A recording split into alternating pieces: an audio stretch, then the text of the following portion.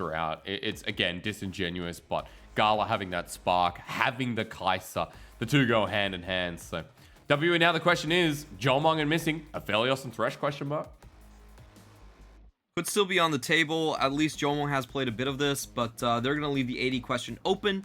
They're going to go for the Orianna instead. I like the Orianna pick just because it's such a strong team fighting pick. It's one of Shanks' best champions. You can build around it quite easily. Doesn't really have any counter picks. And it also takes away RNG potential flex picks. Because we have talked about the composition that RNG has thrown in the past has been Kaisa first pick, and then Orianna flex into top or mid lane. It does feel like, though, now WE are forced to either pick up that AD carry or jungle here, with the other getting banned away. RNG have decided to pick up the jungle themselves in the Lillia. And maybe a pick that goes comfortably into the mid lane set up by Shanks. We're not really seeing the flex hovered yet, but, you know, again, mid laners that can be played top. There's Viktor for RNG. And this is an interesting one. It is considered a little bit of a counter pick to Orianna. You do outrange her and outwave clear her in the early game. So this will give them a little bit of priority. And right now, W are forming up to be a very strong front to back team. I do expect just two frontliners coming out from their last two picks, as they have scaling and they have hyper carry on their team already. Well, you're getting rid of a part of that if you're RNG. There goes Breeze's gangplank. I talked about him being Jack Sparrow, 37 KDA, 3-0 on the pick. Something that cannot be given over if the right circumstances hit. And having a strong bottom lane with Aphelios and Thresh definitely hits hard. So I like this ban from RNG. Clement, WE deciding they don't want to give Ming too much engage. Alistar's going to follow suit. And what we have seen from Ming is just the Gragas pick. If he doesn't get the Gragas, he probably has to pick something else this time around. We have seen some Nautilus come out, but the overall win rate has been very poor for the Nautilus versus and Kaisa combo. Another thing I'm wondering is if Ming can actually pull out the Rel. That's another common combination with the Kaisa these days. Yep. I think that was actually banned away in the first game, and in the last series we saw banned quite a bit. Breathe going to be going onto the Nard. If you watch LCK, let me just say one thing. First of all, Gnar here is actually better than it is in Korea, but only a little bit. It's evened out quite a lot and has been more of a side lane threat. Clement, you and I talked about this. Going into the Gragas, expect that Divine Sunder as we get more engaged from RNG and the Jayce. Clement, where is everything going? So the Jayce is a counter pick into the Gnar. You have a very strong early game, while Gnar has to wait for his range to actually increase by level. So what we're seeing is RNG looking to play through their top side. They have a good damage spread there. In the meantime, WE going for the last pick, Udyr. Now this is really interesting. We have seen a lot of Turbo Chem Tank into Force of Nature, and you just there's nothing that WAP can do against you. It's really funny because you can walk in among their skills, you can take a bunch of damage, you'll heal up with the turtle stance, and they just can't take you down. So it's going to be incredibly annoying, and I think it is going to crowd out a lot of space that the Jayce can operate in. The Jayce has to play pretty careful with the Udyr around. Yeah, he does, and I think the only thing stopping him is Lillia, right? At level 6, the Lilting Lullaby, the ability to get the Wombo in fights where Udyr operates at a very different functionality. Clement, RNG moving in with another comp involving the Gragas, right? You know, even though this time we have the Jayce, Ming going to be going in on the engage. We've got his Alistar in game 1. We get the Gragas in game 2, so it's still within the realms of the composition. This is between two hyper carry battles, essentially. We have both of them drafting fairly similar compositions. And in these situations, I typically favor the team that has stronger engage because they have more options and neither side can really push the issue too far. With that being said, I do think that that RNG are favored just because Lilia's Lilting Lullaby and Ming's Engage are a lot stronger than their counterparts in Udyr and Thresh, which means that, you know, if there's a standoff, RNG can break the standoff a lot easier, while WE don't really have that option. So, you know, the ball's going to be in RNG's court most of the time.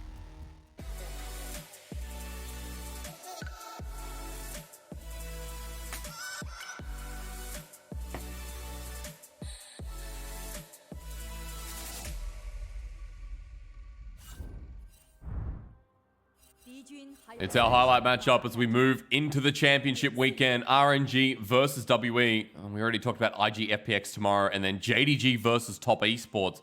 Our 2020 Grand Finals back-to-back. will be coming towards you. So this week 4 is finishing off in style here in the LPL, and RNG did exactly that in game 1.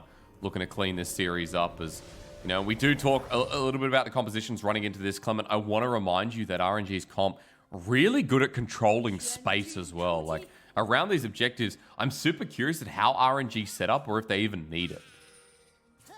Neither of these teams have the strongest engage options, but I do like RNG's a little bit better. I think they're going to be the ones that are going to be starting most of these team fights, while W have to be the ones on position first.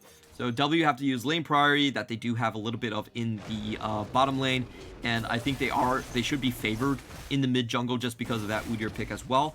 So they should use that bot lane priority, get on the Drake first, and then force RNG into risky engages. I think that's how it's going to turn out. But in the meantime, we get to see Xiaohu bully Breathe? Question mark? Yeah, well, in the back end, Clement, he does get the beneficial trade, but using a pot now, forcing Breathe out. You already talked about this counter matchup. Shock Blast hits, and gonna wait for the hammer stance, but Breathe sends out the boomerang. Minion doesn't do too much on the back end, and now Breathe in an unfavorable position. We talked about his laning, and Xiaohu abusing it already. So this is a good start. This is what you want to see when you pick Jayce up into this top lane. Xiaohu really showing no fear whatsoever. This is the difference between him and Windy and Maple, is that he actually has the champion pool to become an actual top laner. You know, he plays a lot of the mages. He still has the Orianna, Ryze top, Akali top, all those mid lane mage into top lane picks. But at the same time, he can go toe to toe with something like Jayce, which is much more of a traditional top laner. You know, using a bit of the corrupting potion as well, timing his trading, just another element of how good he's been up here.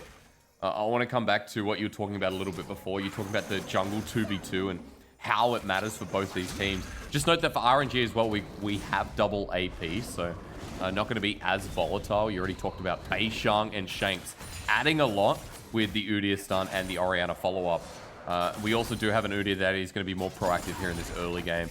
Moving down to the scuttle that will be spawning, Beishang has a small CS lead. I believe he picked up a ward in the early game as he went back to the lens, so does have a small EXP lead for now until that scuttle spawns and Wei picks up his own as well. And Udyr himself is a little bit of double AP. He is mainly AP damage, but in the early game, he of course gets a lot more auto attacks in with that Tiger form at DOT as well. So they should be a little bit more favored here. The reason that if you're going up against double AP, you can just get value out of it is usually from rune choice. You can just elect to go into the magic resistant runes, while a lot of times the enemy mid laner or the enemy jungler has to take armor rooms for camps, and you know, you just get a little bit of efficiency off that. It makes it very easy for you to itemize as well. But for now, RNG, they're just going to use that very, very strong top lane, bully Breathe out, and also take away some camps from Beishang. Yeah, but remember, Krug's smallest Krugs are now worth 12 gold instead, so as long as he gets that, that's what matters as he pulls it down. Beishang moving pretty fast, so I'm not sure if he ended up picking that, but he's moving down towards the river, trying to interrupt Wei from backing away. His Raptors are also there, so he's going to be clearing it out and probably trying to get an advantage. Just down the bottom lane. There's a flash from Ming. Once he engages a flash forward, we need that second skin. Ignite down and Jiumeng down. RNG with first blood off the back of Gala and Ming. Very well timed from RNG. They knew their damage numbers exactly, and unfortunately for Missing, he was standing a little bit further forward compared to Jiumeng, so his dark passage actually didn't get any distance for Jiumeng to run away. Meanwhile, WE, all they can do is try and trade off the Raptors, but that too is taken by Wei in the form of the big Raptor, and Beishang backs into the river himself. That solo kill, that 2v2 solo kill rather, does go to Ming, but you get the push out and a great lane state for Gala as he backs for a serrated Dirk. It's just the fact that Gragas can put so many plasma stacks onto you with the stun, and even at level 6, we have seen this combo from Mark where he can get 2 plasma stacks just with his high damage QR combo. Let's watch this again. Ming flashes over Missing to ensure the stun. Very well done here. Even through the ignite, they're able to, even through the exhaust, they're able to tick down Jiumeng. And with the heal, Ming gets out free as well. Super clean. None of Thresh's abilities were able to stop any of Gala's damage there. NCS up in the bottom lane after the fact. Their reset timing will enable WE to move to this dragon though. Beishang here to get this first dragon. It is a nice touch, Clement, but they're still down about 1,000 gold, if I could count properly, at 6 minutes into the game. So RNG's early game definitely off to a flying start. And we'll see as we get towards the Herald timing what happens with these two junglers, because we've already got the Udyr setting up to roll into the top side. We do have priority in mixed lanes for RNG, and that Herald could really explode one of the solo laners too. This is pretty cute coming in from Wei. He actually leeches EXP to hit level 6 on the top side. Sure. And Breathe probably senses there could be a potential 3-man here. He's going to have to walk away from his tower, or he can't come in here. Got the ward over the top, so as Wei rolls over, Shanks trying to get enough mana to get the shockwave down. Xiaohu and Wei walking into range, but Beishang's here. He's about to go to Mega Gnar as well. Lilting Lullaby used very early, forces the flash. Xiaohu shock blast, but Shanks is here. Shockwave flashed away from by Xiaohu with good timing, and WE stopped the play after burning some summoners himself. I was pretty impressed that RNG were able to slink away in a 2v3 situation. They were playing behind the enemy tower, and I thought Cryin was going to follow up with that play just to make sure that Shanks couldn't actually get the top lane. Shanks not only, Cryin not only gets the recall advantage here, his top laners actually still get out. So, you know, even though that looked pretty dicey and there was a trade for summoners, pretty well done at the end. Their sentence doesn't hit in the bottom lane. Xiaohu backs away, and note as well with the push that came through, he was able to get some turret plating. So Xiaohu's still in a gold lead up in this top side. He'll come back to the wave before it crashes all the way into his turret. And he's been able to pick up a tier in this top lane as well. As that serrated Dirk on top, so Xiaohu in a favorable position in this matchup as you expected, Clement. The only lane that's kind of working out right now for WE is the Orianna, is the CS lead that's accrued. Also for Beishang being able to be up on tempo in the jungle too. Mainly has been the fact that, you know, Cryin has been leaving lane a little bit more. And with Shanks, with this finally hitting level 6 and getting the ultimate down, I do want to see if they can get something out of the mid-jungle 2v2. Like we were talking about, Udyr does have a pretty strong gank into these lanes, but so far we haven't seen any exploding of the double AP coming out from the other side. They're not really going into the 2v2, and in the meantime, I feel like their side lanes, there's not a whole lot you can do in these side lanes to actually catch up to your opponent. Gragas is really mobile, and Xiaohu already has a sizable lead plus wave control, so it's going to be hard to do anything to him. I feel like if W don't break out, they will bleed quite a lot of gold. Yeah, you're just seeing the effects of it, right? You know, Xiaohu's lane state is eventually going to push against Breathe, but for now, WE can't do too much in that top lane, so grouping around the Herald, 8 minutes 50, Clement. The Herald's sitting there waiting. I think we're going to see a bit of bloodshed as WE are putting priority on it. They've got the Scuttle Crab, but Wei, Cryin, and Xiaohu are going to begin this one up. The key things we have to watch for is the Mega Gnar bar coming in from the top side. If Breathe is going to be able to join this one at all, but Ming, in goes what is Ming. it with the Gragas on RNG? Shanks flashing away just in time will negate the play. Missy gets stunned up as he sniped down. Gala not going to use a killer instinct yet, but the Swell Seed rolling. Missy dodges. The Lilting Lullaby still available. Cryin has the Chaos Storm at the ready, using it to zone away as Ming body slams in once again, but the Herald has been taken. The Lilting Lullaby, now it comes down, the Shock Blast, flashed away from a little bit too late. Gala into the back line. He's exposed though. WE have him, they knock him into a wall and he goes down. Gala dropping to the floor, and WE with low health bars. Do they want to continue with Shanks forward into the march? The Shockwave takes down the Jayce as well. WE's health bars might not matter as Ninja Gaiden is in the front line. Wei spins to win, but doesn't win until Shanks DOTs to his death. It's 2-4-2 with the cost of the Rift Herald on top. That would have been a disaster if not for Wei going in and getting that 4-man queue on all the members of WE that were remaining right there. Honestly, RNG could have walked away from this one really cleanly. They had the flash coming out from Shanks. They got the Herald buff, but they decided to overstay for a little bit of action. And we're going to see if that has any ramifications as Jiumeng is now sitting on 2 kills. Let's go through this again. As we were talking about in pregame, RNG do have the engage advantage. They are the ones that can pull the trigger whenever they want to. And, you know, they force off W with the first ultimate.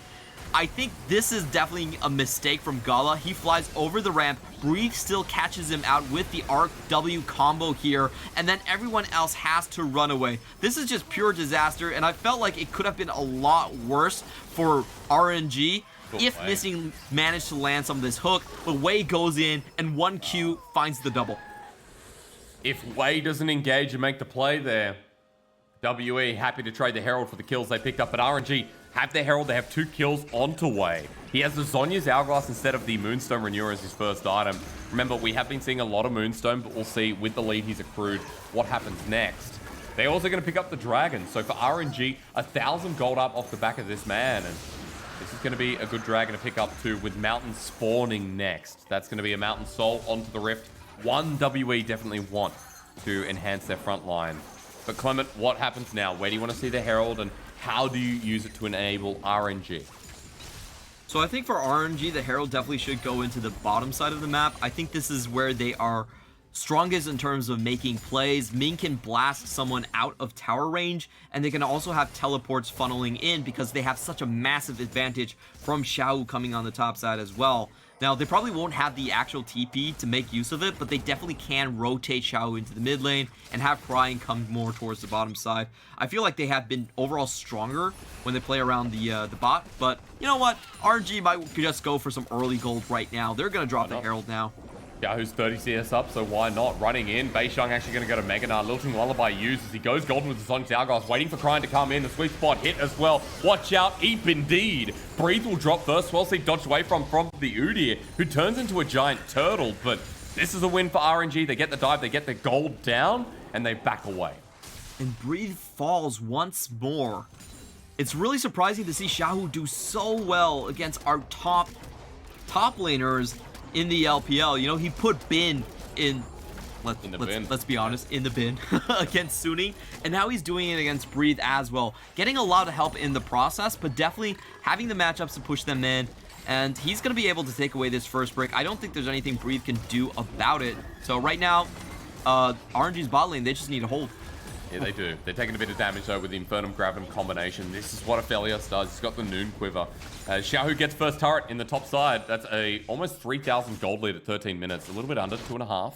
But Xiaohu getting the solo gold on this Jayce. Now, this is a perfect position for an early game player like the Jayce, like Xiaohu. And so he's in a very favorable position. Yep, he's also going to go for the Eclipse as the first Mythic. Very strong in the side lane split push. And, you know, I really feel like Gala's charge into the enemy jungle changed the course of this game, because Jiumeng is now sitting with 2 extra kills that he really shouldn't have been able to get. Yep. And with those 2 kills, he's able to bully out the bottom lane coming in from RNG. This is a situation where we see all the RNG members are trying to address right now as they funnel towards bot. They've got Gala can tag him out. Everyone from RNG moving down. Nothing here in terms of objective, just the hope of finding a Jiumeng without flash. He's got about a minute until that summoner comes up. Gala the same. And RNG, they're not giving up. Xiaohu has such massive amounts of priority over the top lane. If you look at where Breathe is farming, he has to stay underneath his second tower. W might get a little bit of damage, but I'm not sure about using the ultimates here. Everyone's so far away. Yeah, the box was to delay, but Ming was already out, and they stopped the body slam. They felt good about that, but missing now without that ulti is going to be a big deal. Still not the slowest of all the cooldowns, but we'll see if RNG can catch them unawares before the next fight comes through. But as they see everyone commit Clement, they just move to the mid lane. Really easy rotate coming in from Xiaohu. Oh, and Shanks, he was just trying to clear the wave. I have no doubt that was the situation there. Yep. He does get that done, but they still lose a bunch of turret HP for their troubles. And RNG are just juggling their winning lanes better, you know, like this bottom lane hasn't been broken apart. If we look at the turret gold, we're seeing Xiaohu sitting at 5 stacks, 480 gold, all for himself. Yeah, this is really nice to see. He's got the Eclipse as well. Leandri's on the other mid laner in Cryin. Cryin actually level 11. Down 15 CS against Shanks, but he picked up the kill and a couple assists earlier. And that's what's making the difference here. And he's also got the tier stacked at 300. A little bit better than Shanks too. So definitely feels like he's going to be more impactful. And Clement, I didn't ask you about scaling. Scaling's always a question that needs to be put into comparison. As RNG start the Herald, it does feel like there is a talk that maybe should be mentioned a bit later. Beishang's not moving into position, but they do have a ward down. Yeah, and W are finding it pretty difficult to actually walk into this river, especially this Death Pixel Brush here. Ming has that entirely covered. So despite dropping 3 pinks, W don't find any purchase near the Herald, and we are going to see the mid lane tower just go down here. There's no reason for RNG to back out of this one. Missing good dodge away. Shock Blast as well, but that almost hit pretty hard. This will get a full charge. Turret will go down indefinitely. Does RNG pick up 100 gold spread nicely throughout? Or rather, probably a little bit less than that. W managed to kill the Herald, and it's right before Dragon spawns, 5 seconds until the mountain is. That Shock Blast that keeps poking them down so that RNG can get a free objective. This is the key moment for WE. They have to make a stand or lose their entire map. It's already in the position when RNG can start to snowball things and just group together in siege with the priority they have from Xiaohu. So W have to find the pick at this point. I'm looking at the ultimate from Shanks and Breathe, if they can line that up together. But on the other side, Wei and Xiaohu. Lilting Lullaby makes it a definite Shock Blast. Cryin may have been caught out. Beishang takes the ball, but the flash doesn't make it worthwhile, or rather the shockwave. There's the Chaos Storm again. The explosive cast was a little early from Ming. And now they're on the chase of Beishang, but it's an Udyr. It's like Singe, you don't chase him. RNG, have they done enough to secure the dragon? Udyr plus Orianna is not a good ball delivery system. I don't know what it is with today's teams, but we've seen this twice, and it just is so underwhelming. Really good on Gala to get away from the shockwave. He's not going to get caught up by that one. RNG are able to sneak away the Drake with minimal resistance, and they'll likely take the bottom lane tower as well. Yeah, they will. The poke continues to come through. Xiaohu is just such in a good position. Sorry, today English not too great. As this turret will go down, you mentioned. We've got a lot more gold going onto the side of RNG. And you've got the mountain now in hand. A 4,000 gold lead at 18 minutes in the game. And you know, I'm sure we're about to take a look at the replay of what happened with the poke out, but RNG just got them down so low that it ended up being a free dragon. WE in that situation, they had to be the first ones on the Drake because they had less engage tools to sort of cut off on RNG. They basically had to force RNG to walk into them. And what happened there was, like, even though they were in position, their turnaround didn't really work. RNG kept their distance, they used the poke correctly, and we saw Beishang trying to get in onto Gala. It doesn't work out. They blow multiple ultimates. They have to escape through the ramp, and they also lose priority on the bot lane. So massive... Okay, yeah. Flash burn by Ming. Gonna pause, Clement. Beishang is gonna start the engage. They want to find this Gragas. He's not too tanky as a support. Everyone's there, but they tunnel right into a single position. The flash away from Xiaohu dodges, but Cryin doesn't. Lilting Lullaby onto 2 members. Sets up for the Jayce, and it's Jiumeng and Shanks. The 2 biggest members have just been eliminated. Down the Udyr will go as well, and John Deere Tractors, they're more sturdy than that as the triple kill has been given over to Gala. He won't find the Penta. Wei will take down Missing with the sweet spot in the end. Breathe, the last remnant of this team, and WE have given everything to RNG. That was a 1-for-5 trade in favor of RNG. I'm getting those Uzi 2018 vibes all over again. What was known as the unscientific team fights, where you're down a member, but you still are able to carry through the finish line because of that better play. There were so many good moments coming down to that one. Xiaohu flashing out of the shockwave, the Lilting Lullaby on multiple members, and Wei just going in, allowing Gala to come up with the finish on the Killer Instincts for the triple kill, I believe, there. This is RNG at peak performance. This is what they were known for when they were at their height. Those incredible teamfight moments. Clement, we had V5 versus RNG recently, and we wanted to know which way. We know from this fight that this is the way. As RNG, it was Ming who baited and drew everyone from WE. They did use a lot of ultimates here. They definitely held on, but RNG just played so much better on the back half of this fight. Look at Wei as he flashes in. He gets the double on the Lilting Lullaby. Xiaohu dodges out on the ultimate. He goes into the back line. The back and front line are completely cut off on WE's side. They are actually backward on the Rift, and with the tools onto RNG, they're able to get the better engages, get the better positioning in these team fights. You know, Hysterics, you were asking me which side had the better scaling.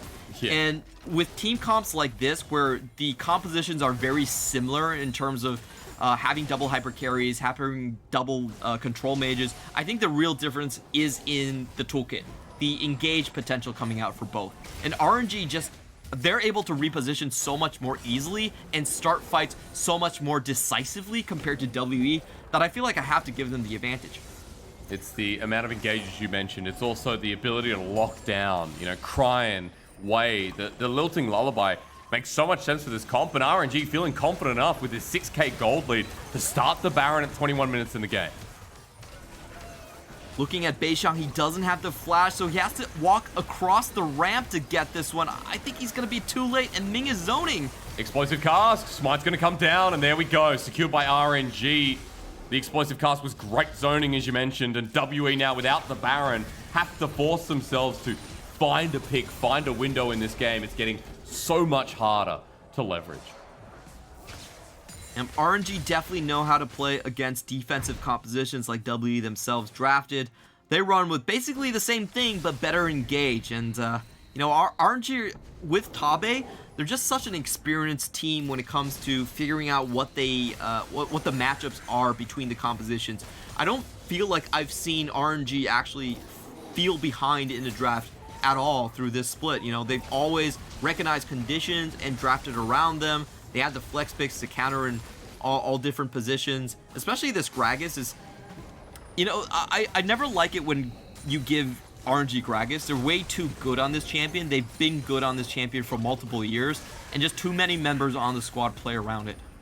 Yeah, it's been like a great LPL pick that's always been relevant to support of RNG to at least one player within this team. You talk about a team fighting team of the past. RNG have been able to utilize it best as WE actually started the Dragon, but look mid. Look at what's happening with the Baron buff. You're giving up so much to take this Dragon away, and RNG are going to delay them. All 5 members are here with only Shanks being able to back away from Vision. Swellseed's going to connect onto Missing, and RNG don't mind taking the fight. They've got the support into a nap time. He gets exploded as they turn it into the wall. Jiumeng's flying in on top of Cryin.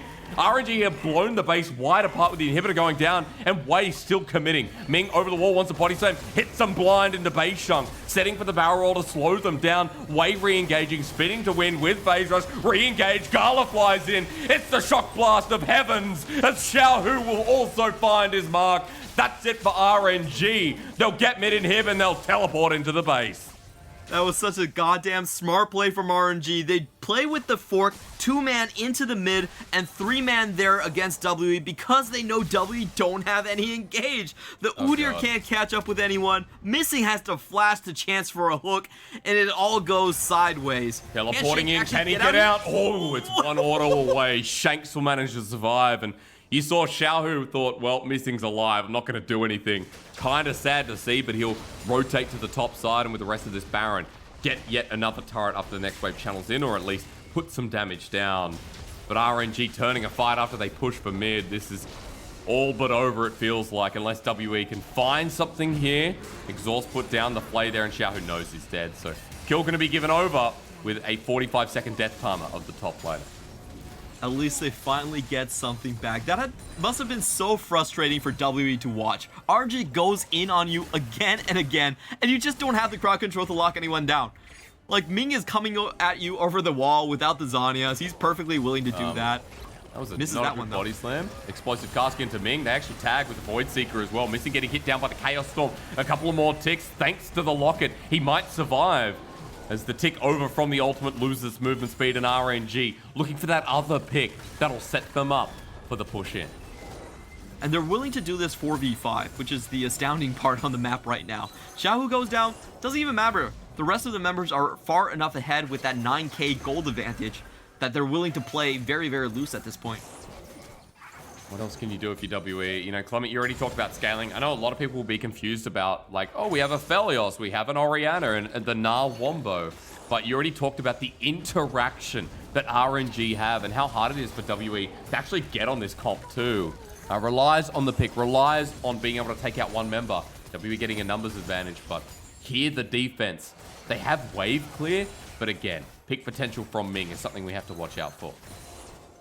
Missing has to be the hero right here. He needs to land the hook of his life to drag WE back into this game. And right now, it just hasn't seemed like he's been able to find his mark, even with the flash expended. And RNG, they have enough poke tools here to just sit in front of WE. You know, they're not really afraid of this enemy composition. The turbo chem tank was just blown, and they still didn't find an engage. Remember that Beishang on Udyr, another problem we see with his pick is Udyr is super telegraphed, even with the flash. You know he's going to run at you with bear stance and try and get the stun off and set up for the rest of his team. So it's predictable as to his pathing, as Missing is getting chunked out heavy. The Swell Seed hits the wall before it can get rolling. And now the next wave for RNG, they're going to try and force this one as Cryin is nowhere nearby but has the TP. A lot of wave clear thanks to Infernum, and it's making it hard for RNG to do anything as Beishang is going to flash. We talked about that. Body Slam not going to be used and rather misses. Gala flashes away for effect. Xiaohu goes on in. He's been caught out as he does his burst damage. Now has to leave back to the fountain for another 45 seconds, and WE keep the game going. A pretty big fail on Xiaohu's part. Gala was able to get away with that one, and they should have been able to get that free kill that Beishang was sending into them. Instead, they trade 1-for-1, and, you know, congratulations to WE. They get a reprieve here. At the very least, some pressure that is relented for now. But Baron coming up in 30 seconds. Xiaohu's timer works with that. Dragon's up in 40, and it's a solve for neither of these teams. As well, look at how we got caught out and kind of made that blunder again. Yeah, this is so forced from Beishang. Incredibly difficult to find Gala as a target, but it doesn't matter, you know, Xiaohu goes in. I like Wei's reaction right here. He's just standing in the sidelines going like, hey bro, I think this is a little bit too early, man. Chill. True. Xiaohu was hoping for something with the Edge of Night already picked up. I believe it was on cooldown from before. But I want everyone to point out that, or rather look, that Baron is now up. Dragon's there, but again, not Soul, so RNG eyes on the prize. WE in position. Beishang just burned his flash again. So he's behind the pit, Missing hoping for a Hook of Dreams. Gets on the Baron, explosive cast, but Smite is secured. And another Baron over to RNG. And this is another reason I feel like Gragas is just too much of an advantage to RNG. The way RNG likes to draft and how they drafted back in 2018 is that they had a number of champions they were very, very familiar with and they could flex pick with. And they just picked them over and over again to the point that everyone on the team knew how to use those tools and had those calculations in their head about how the explosive cast was going to play out. And this is what you see from them over and over again, is that they're willing to play super aggressive onto objectives because they know they can deny people with the explosive cask. And to be honest, they do the same thing with Rise as well. We saw a lot of times with RNG on Rise, they just pushed as a 5-man super deep into one lane and then instantly teleported back with the Realm Warp, 5-man to Baron. It's been smart macro play throughout. And Clement, I was just looking at the item choice. I'm not sure if I have time. Missing gonna hit there. That's a 3-man, 2-man. Lilting Lullaby, Ming waiting for the engage. Missing almost gets burnt down as Wait flashes out. Shanks coming in with the TP2. They're gonna be cautious as Gnar against the wall on the Zhonya's timing. Missing flashes himself. Shockwave burnt late. Xiaohu takes him down. Missing saves one but not the other. And WE now down 3 members in an instant. WE are gonna get pushed in hard and RNG are gonna try and end the game. This just looks like child play for RNG. They're just outmatching WE. It's really fun to watch all these skirmishes and these team fights as RNG consistently dances around WE members. WE just don't have the lockdown to kill anyone. They're starting this team fight without their AD carry. They don't find a single target that they can take even below half HP. And RNG walk away the series to remain undefeated in the LPL. 5-0 for RNG, 5-1 for WE now. A lot of people thought that WE, were the better team coming into this, that WE are meant to be a top 3 team. And, I thought so too, Clement. RNG are a team right now on fire. Ming, big smile on his face as a top laner. He's working out. A 2-0 for RNG, not what I expected, but a good performance all the same. And it is, nice to see the camaraderie coming through as well. I think seeing that RNG in this form could do many things in the LPL. RNG in this form versing IG on the very last game before Chinese New Year is something we now have to start getting hyped up for. The thing that's so crazy for me is RNG weren't even a playoff team last split. And this 2021 season, they only added Wei to their roster. So I wasn't expecting a lot, especially when I heard Xiaohu going into the top lane. I was thinking, oh my god, please don't run this experiment anymore. We've seen how this one ends up. It always ends up poorly. But Xiaohu is able to pull it out. This team looks like they have found their footing, and they're just playing so smart around the top side. You know, this is something that we would have never seen with Uzi around. They never really indexed into the top lane, even though I felt like they could have. Yeah. And, you know, RNG able to throw this, you know, left-right hook between the different lanes, all their different strengths, and keeping a bit of what made them successful in 2018. They're just such a lethal weapon. It was just so impressive to see that, you know, the team fighting coming together, especially the coordination. Against WE, it did feel like Wei this series too was the better jungler. Wei was someone who, remember, Xiaolong Bao was on this team last year. And Xiaolong Bao and Wei shared a team and shared a spot. Was it Royal Club, Clement? Was in the LDL? Was that the team they were on? I don't really recall for now. I might have to check back. At the very least, same team. And Xiaolong Bao put Wei on the bench. Xiaolong Bao came into RNG, didn't perform well. Wei this year has come onto the squad and performed better than Xiaolong Bao did in any of his games, really, on RNG last year. So I think this is super impressive to see that Wei is taking the reins on this team and performing like a top-tier jungler in the LPL. It's great. It's definitely an MVP level. RNG, they definitely got a lot of their players that were sitting on their bench. Cryin has been a long-time RNG bench player as well. They send them over to E-Stars. They have a successful split. They reabsorb their previous bench players, and now they have a fully complete team now. This is RNG back into their glory, and I think that, you know, a lot of us that were counting them out at the start of the split, we just might have to eat our words. Maybe. You know, no apologists coming out today, though, Clement, for Xiaohu. 29 minutes in, and the game's over. It was a quick game one as well. Quick series. You know, this was a highlight series of the week, and the fact that WE got destroyed so hard is you know, a big testament to where RNG are in the league. I want to also point out that it does feel like RNG's quality supersedes WE's quality in this series, but doesn't mean WE are necessarily a bad team. WE are still a top team in the league. It's just about how they perform against, you know, teams like RNG. We just saw FPX as well, Clement. I believe they already versed and beat. From memory as well. W has not beat FPX just yet. They have beat V5 and IG and LNG as well. So those are three teams with a lot of hype surrounding them and definitely playoff contenders. So WE's schedule has been a lot harder than RNG. That's why we sort of gave them the favor as we were coming into the series. True. But taking a look overall at how this series kind of played out, I think there's a number of points that we saw really going into favor of RNG. First off, the bot lane I felt was quite a bit stronger. We saw that level 3 play where Ming was able to bypass the Thresh and just get the kill very early on. And in the first game as well, Gala came out to a very strong lead and they were just able to close out on his item advantage. So W's bottom lane was a worry for me, and I felt like they were a little bit exposed here this series as well. And the second thing is, I don't think they ever got a top lane skirmish whatsoever. Bot lane was losing, Missing was there late, and just based on the champion picks, they weren't able to punish Xiaohu or break apart Xiaohu and Wei.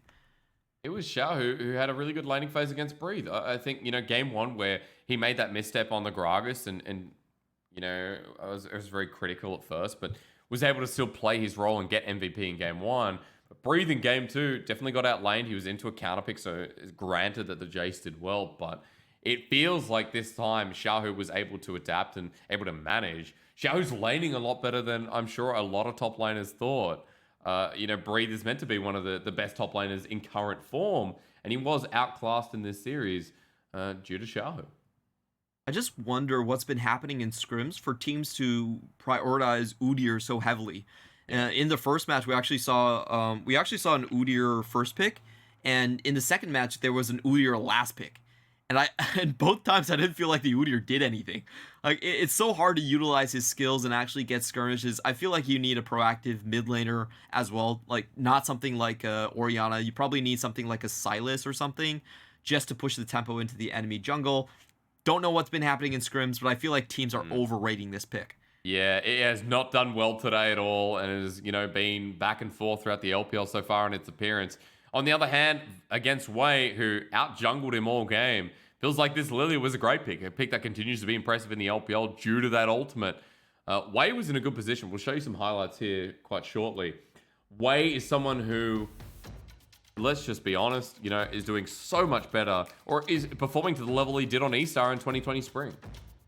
On E-Stars, he was known for only going into the bot lane. People had a lot of doubts about his champion pool. He only seemed to be able to play Jarvan and Rek'Sai.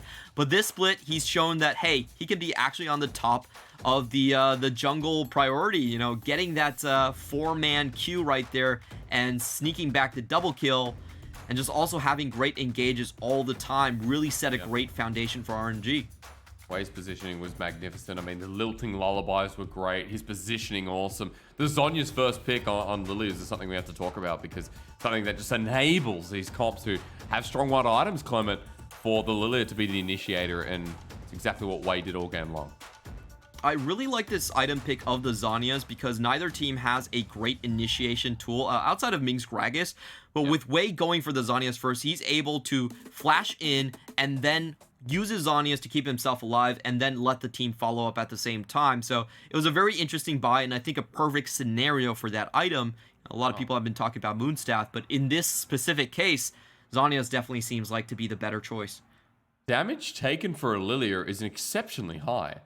I mean, you got Zhonya's Hourglass, but still, like 36% for an AP mage in the jungle is quite a lot. So you can just see how proactive Wei was in these fights and how nitty and gritty he was, to say the least. And Wei getting MVP, very well deserved there. It feels like RNG's jungler is helping lead the charge. RNG right now, 5-0, Clement. I don't know what more you say. I don't know what more you say, because RNG are one of the best teams in the league. They are the real deal. They have been unleashed to play away from the bomb lane as well. So, I've just been told, Clement, we do have an interview